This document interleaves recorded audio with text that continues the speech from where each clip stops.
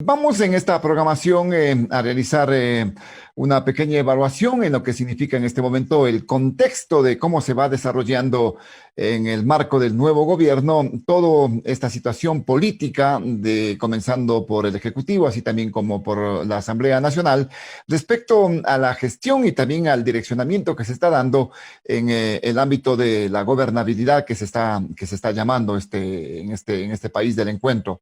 Para hablar de este tema, para hacer esta evaluación, hemos invitado al doctor Mauricio Alarcón Salvador. Él es un importante analista político, director ejecutivo de la Fundación Ciudadanía y Desarrollo, para hablar sobre este particular que le hemos invitado. Gracias, Mauricio, por estar aquí con nosotros. Y desde el punto de vista que tú puedes evidenciarlo, ¿qué es lo que se puede sacar en conclusión de lo que viene haciendo el gobierno, de lo que viene haciendo la Asamblea Nacional, tomando en cuenta también que hay sobresaltos en la Asamblea Nacional, y por eso decía, la búsqueda de la gobernabilidad hace que inclusive hayan asambleístas que estén abandonando sus bancadas para pasarse a una bancada un poquito más independiente que apoye también el tema del gobierno, Mauricio? Osvaldo, un gran saludo para ti y a la audiencia de Frente al Personaje. Pues el tiempo empieza a correr. Recordemos que la Asamblea Nacional entró en funciones del 14 de mayo y el nuevo gobierno nacional el día 24 del mismo mes, y ya se ven los primeros pasos, las primeras acciones e incluso omisiones. Desde el Ejecutivo, algunos mensajes positivos en el sentido de aprobar normas de cara a implementar reglas éticas de integridad y de transparencia, al menos en la función ejecutiva. Normas además para simplificar trámites, para simplificar el entendimiento de documentos públicos que muchas veces son enredados y poco ciudadanos, o incluso el envío a la Asamblea Nacional de un proyecto de ley de libertad de expresión que busca garantizar este derecho para todos los ciudadanos, a diferencia de lo que hasta el día de hoy es la ley de comunicación, que principalmente regula a medios de comunicación y el ejercicio periodístico. También, por supuesto, algunos temas son objeto de vigilancia de los ciudadanos, como el proceso de vacunación, que si bien va siendo un tanto más ordenado, aún no hay claridad a si se logrará o no esa meta de los 9 millones de ecuatorianos vacunados durante los 100 días de gobierno. El proceso avanza. Hay algunas luces positivas en cuanto a negociación de nuevas vacunas, incluso con laboratorios que durante el gobierno anterior fueron ideológicamente vetados en una situación absurda.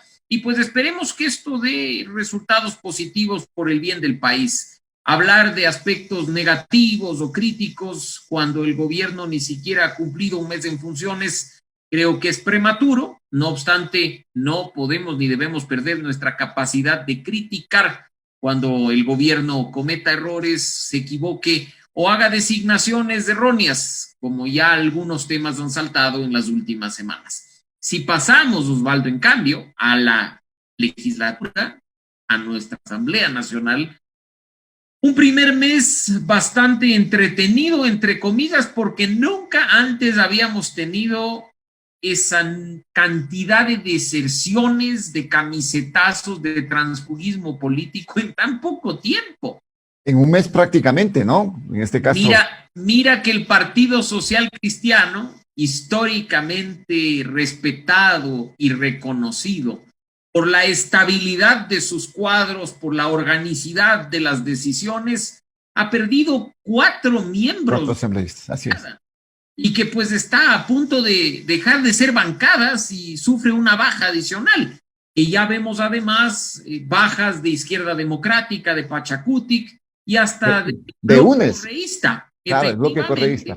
Que es el más orgánico, digamos, en este caso, ¿no? El de UNES, que ya sufre una deserción. Y que no es solo la deserción, Osvaldo, porque si revisamos ciertas votaciones, incluso en la integración del CAL, el asambleísta ya venía votando en contra de lo que es la generalidad de sus compañeros o excompañeros de hoy. Así es que por ahí empieza el entretenimiento legislativo. Cuestiones positivas, por supuesto, el que las comisiones se hayan conformado sin sobresaltos. Excepto una, ¿no? La de régimen económico. Ahí vamos Acuérdate. al tema, ahí vamos. Hablo de conformación primero. La designación de sus autoridades no exenta de la polémica, como ocurrió con la Comisión de Régimen Económico, donde los planes, al menos del bloque mayoritario, no salieron como se esperaba. Y pues esperamos como ciudadanos que nuestro órgano de representación, en este caso, actúe de manera responsable, no solo estableciendo una agenda legislativa propia, que se está trabajando incluso junto a ciertos actores de la ciudadanía y de la sociedad civil, sino que además se retomen ciertos temas que quedaron pendientes y que eran urgentes y prioritarios del periodo anterior. Ahora, con estos antecedentes, tanto lo del Ejecutivo, en lo que se está realizando, en lo que está caminando, esta ley de libertad de expresión y comunicación, el tema de la vacunación, que si es que se logre el objetivo que lo ha propuesto, que lo propuso ya en campaña mismo el presidente Guillermo Lasso, de vacunar a 9 millones de personas en 100 días, ¿le va a posibilitar qué en este sentido? Y súmale esto de lo de conformar un bloque mayoritario que lo respalde. ¿Qué es lo que le va a posibilitar en ese aspecto al Ejecutivo? Ganar legitimidad, Osvaldo. Un gobierno que inicia, a pesar de haber triunfado en una segunda vuelta, con un margen de votación mínimo de la primera vuelta, con un grupo de asambleístas propios que ni siquiera daba para constituir una bancada de por sí, debe ganar legitimidad mediante acciones concretas. Desde el Ejecutivo creo que es fundamental para ellos lograr la meta de los 9 millones de ecuatorianos vacunados en días como una ganancia rápida para mostrarles a los ecuatorianos que es posible hacer una gestión pública eficiente en medio de un contexto crítico como el de la pandemia. Por el bien no solo del gobierno, sino del país, esperemos que haya resultados positivos y exitosos en este tema. Por otro, lo que bien mencionas tú del legislativo. Hace un par de meses, conversando contigo, veíamos lo complicado, como se dice comúnmente, lo cuesta arriba que lo tenía el presidente Lasso al ganar la presidencia y tener apenas 12 legisladores. Apenas unas semanas más tarde, vemos que su bancada se erige como la segunda fuerza política al interior de la Asamblea Nacional. Estamos hablando de 26 legisladores trabajando con el Ejecutivo, que es un número no despreciable, si vemos que la organización política propiamente dicha apenas logró el 5º puesto en representación en la Asamblea Nacional. Así es que las cosas se siguen moviendo, es una política y un gobierno muy dinámico. Y como digo, lo principal en este punto es de esperar buenos resultados, no para que el gobierno sea más legítimo o más popular, sino porque de esto depende mucho del futuro de todos nosotros. Desde luego. Ahora, en el ámbito de lo que tú dices, legitimidad en este sentido, mira que el gobierno y el presidente específicamente comienza con un porcentaje realmente importante de credibilidad, de confianza de los ecuatorianos, un 67%, que es el porcentaje más alto que han tenido los presidentes que iniciaron su gestión. Esto igualmente, pues, le da una connotación especial para lo que se tiene que venir en ese aspecto, en la parte económica, en la parte social, el manejo político, ese margen que necesita el gobierno, en este caso, Mauricio.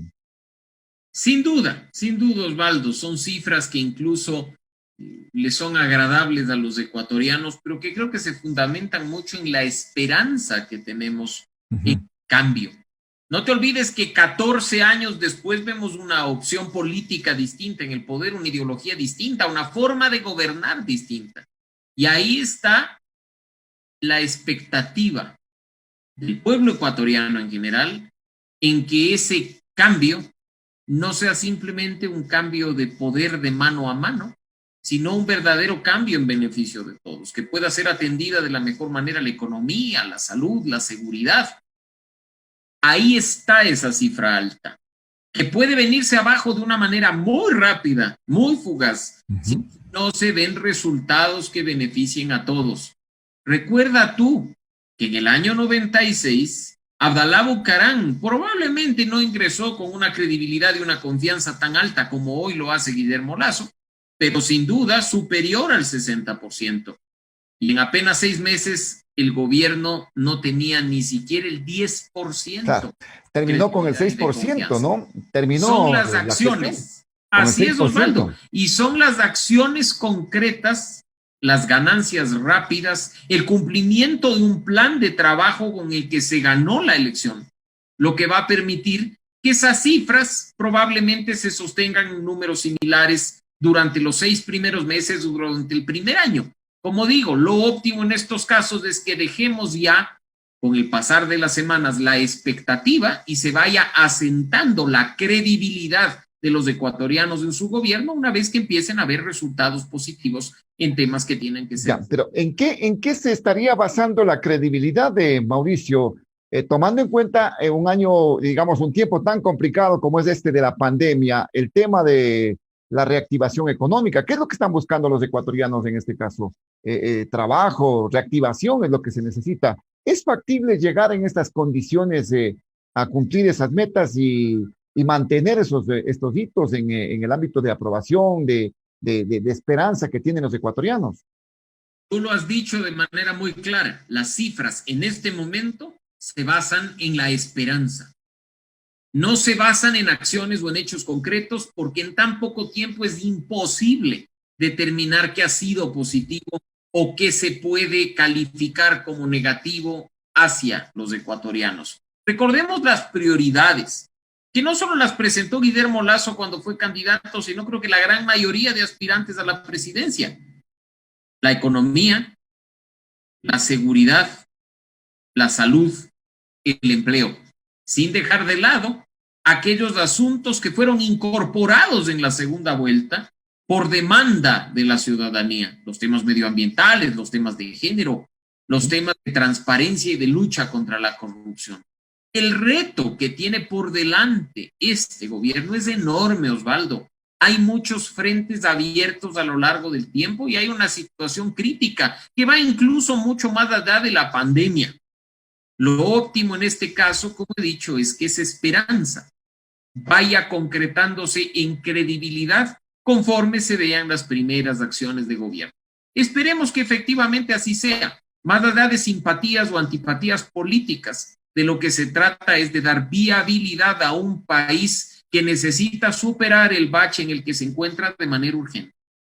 Exactamente. Ahora, con la fortaleza de esta esperanza, de esta expectativa, de cómo se lo quiera manejar, de este 67% y de la situación de la vacunación, que queremos reactivarnos, queremos estar quizás un poco más tranquilos en el ámbito de la pandemia, es el momento quizás que los gobiernos, cuando comienzan, cuando están fuertes, para tomar decisiones, para enviar proyectos de ley también para conocimiento de la Asamblea, que en cierto modo pueden resultar un tanto complicados también en el ámbito de la gestión de la administración misma, Mauricio.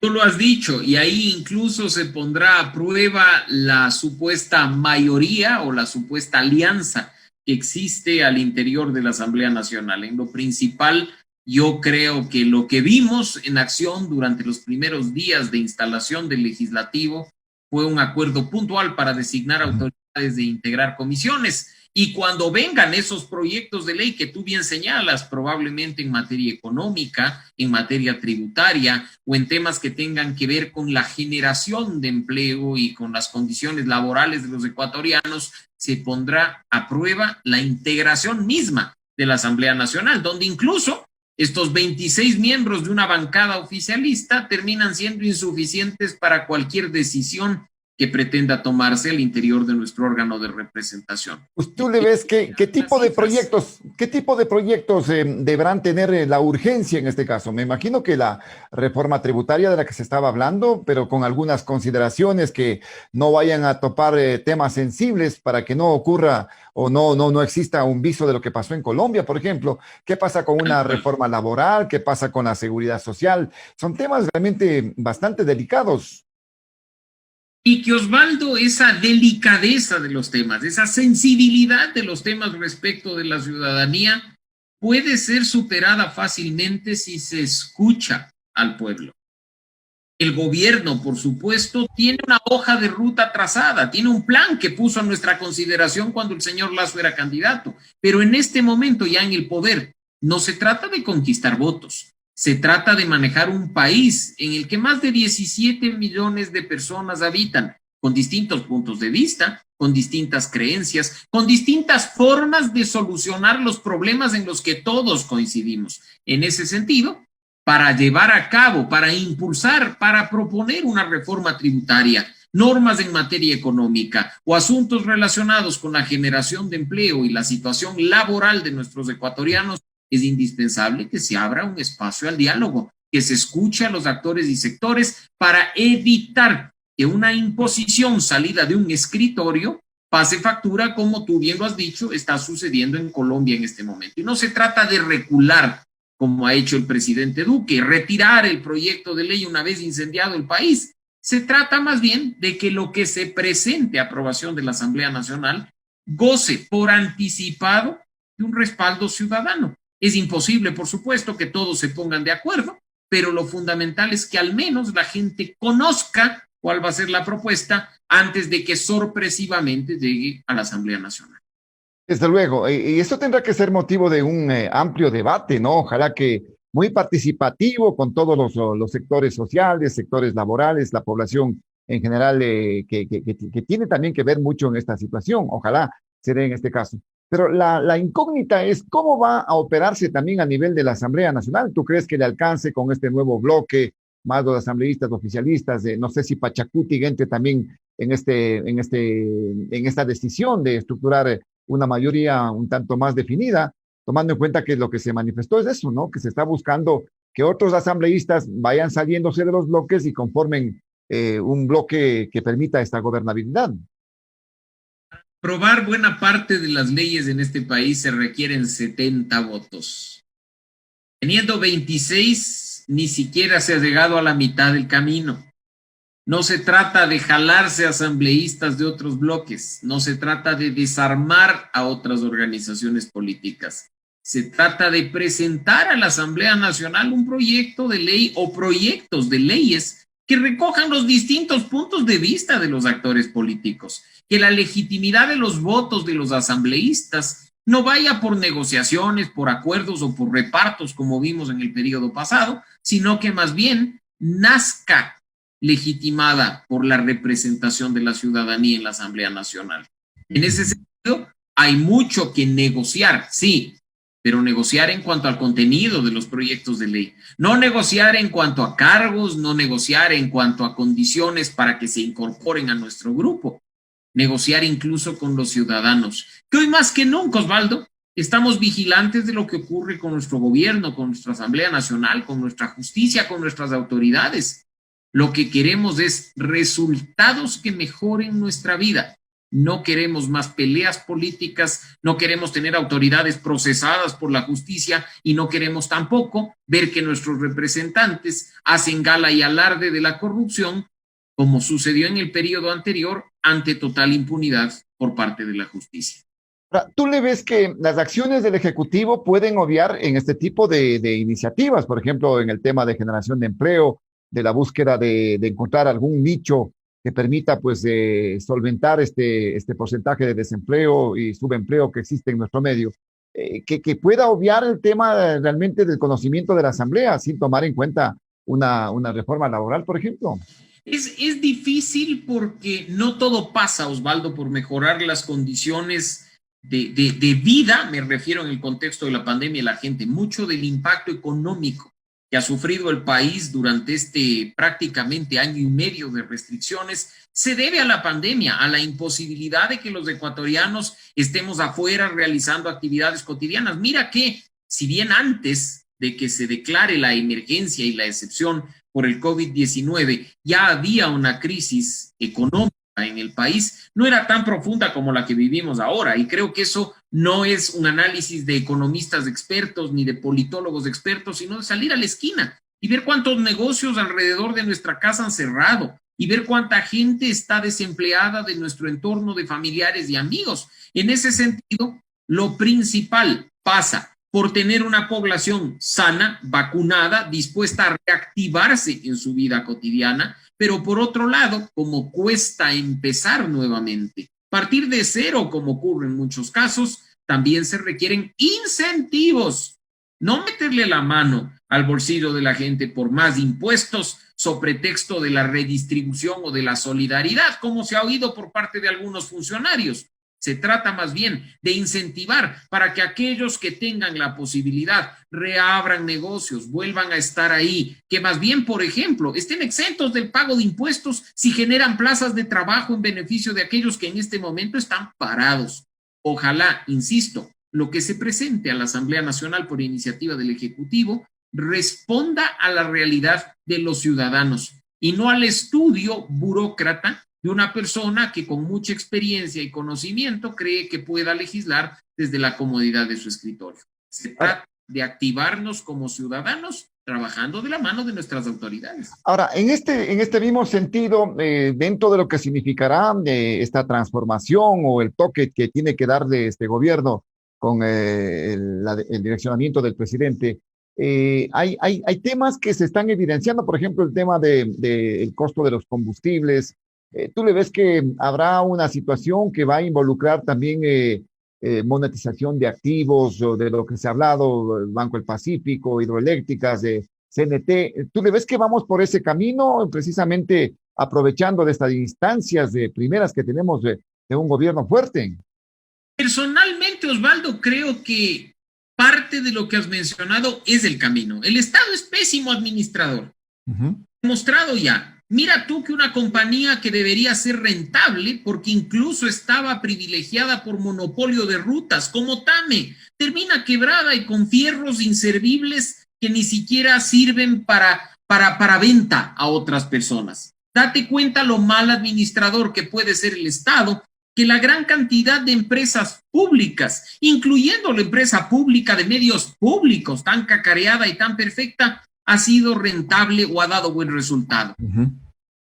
Si vendemos esos activos o si buscamos alianzas con el sector privado, no solo que el Estado, que no es el gobierno, somos tú y yo y nuestra audiencia que pagamos impuestos, dejamos de sostener esas grandes estructuras inservibles, sino que damos paso a obtener servicios eficientes.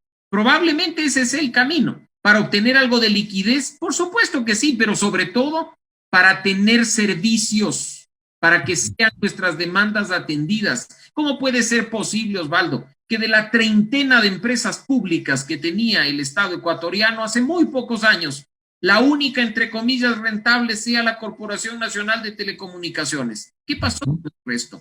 ¿Qué pasó con esos monopolios estatales que terminaron quebrados? Así es que esa puede ser tranquilamente una de las alternativas, pero ojo, no una alternativa de alto impacto que le va, por ejemplo, permitir llenar el hueco fiscal que tiene el gobierno hoy en día respecto. Estamos hablando que es cerca de 8,000 millones, 9,000 millones que se necesita en este momento. Imagínate que estamos hablando de la cuarta parte del presupuesto general del Estado, Osvaldo. No estamos hablando del 10% o del 5%. La cuarta parte del presupuesto general del Estado no cuenta con financiamiento. Eso es gravísimo. ¿Qué va a pasar? ¿Que llegamos a agosto, llegamos a septiembre y el gobierno no tiene para pagar sueldos? De ninguna forma. Se necesita, y con seguridad ya lo están haciendo, soluciones reales para que el Estado, por supuesto, recaude más impuestos, pero sobre la base de las normas actuales. Para ello es fundamental reactivar la economía. Se deshaga de ciertas empresas improductivas y le den más y mejores servicios a los ciudadanos. Ya, pero en este sentido, empresas improductivas que podrían ser cuáles, ya casi no tenemos. TAM está en liquidación, Correos del Ecuador entra en liquidación, Ferrocarriles del Estado, no sé si es que lo vayan a rehabilitar. Lo que tenemos es CNT, hidroeléctricas, Banco del Pacífico, en este caso, que también entraría en esta ronda. Y como digo, Osvaldo, no son grandes soluciones. Creer que por vender un banco o por deshacernos de CNT está solucionada la economía del país es un absurdo. Eso servirá quizá al recibir un flujo de dinero inmediato para paliar en algo la situación coyuntural. A largo plazo se verán los impactos de eso. Por supuesto, hay mucho que hablar y que decir al respecto, pero lo óptimo sería que esto vaya en manos que, por supuesto, repercutan en nosotros de manera positiva, con más y mejores servicios en beneficio del país. Pero esa, insisto, no es la solución única, ni debe ser el único camino por el que se opte frente a una crisis tan grave como la que estamos viendo. Ahora, en esta crisis tan grave como tú la estás manifestando, ¿qué es lo que se puede hacer? Muchos dicen que hay que reducir el tamaño del Estado, hay que deshacerse de estas empresas que no son productivas, hay que eliminar entes que tampoco son beneficiosos para el país. Bajar de este Estado obeso a ser un Estado más eh, que pueda desarrollarse, más ligero en este sentido, pero ¿qué puede pasar también con la burocracia en este caso, Mauricio? Creo que es un mito y hay que entender un punto, eso de que en este momento el Estado es obeso, está inflado y todas las cosas por el estilo. Hay instituciones obesas, por supuesto que sí. Imagínate de lo que nos enteramos a través de los medios, que debe ser recibir una presidencia de la República con 800 empleados. Por supuesto, pero si regresamos a ver la situación de algunas secretarías o de algunos ministerios, la realidad es distinta. Cuando en el gobierno anterior, por ejemplo, se han eliminado unidades enteras que permiten el funcionamiento adecuado de una institución pública, sobre pretexto de la austeridad, dejando a dicha institución seriamente afectada en el cumplimiento de sus atribuciones y deberes constitucionales y legales. No se trata de reducir por reducir, aún cuando esa reducción tiene una consecuencia directa que es el desempleo de esos funcionarios públicos. Se trata de reordenar el Estado, porque ya los ecuatorianos sabemos lo que tenemos, ahora lo que queremos es que funcione de la mejor manera, que aquellas instituciones que están obesas pasen su personal a aquellas que tienen carencias y que los servicios que tenemos que recibir los ecuatorianos, que es esa eficiencia de la que nos habla permanentemente Guillermo Lasso, se dé y sea una realidad. Esperemos que así sea. Muy bien, Mauricio, muchísimas gracias, muy amable.